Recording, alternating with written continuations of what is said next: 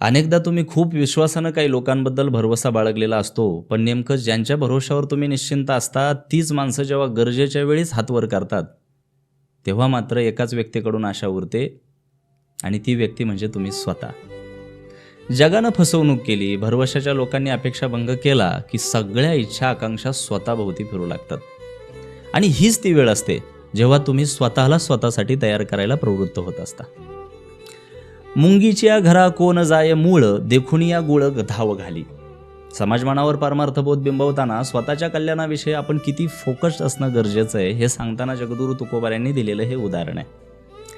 गुळ खाण्यासाठी ये म्हणून कोणी मुंगीच्या घरी निमंत्रण घेऊन जातं का? पण गुळ असेल तिथे ती अचूकपणे पोहोचतेच ना. तसंच तुम्हालाही तुमचं हित कशात आहे हे स्वतःलाच ओळखायचं आहे. आता कोणाचाही भरवसा न बाळगता स्वतःची जबाबदारी स्वतः घेऊन आयुष्य जगायचं आहे.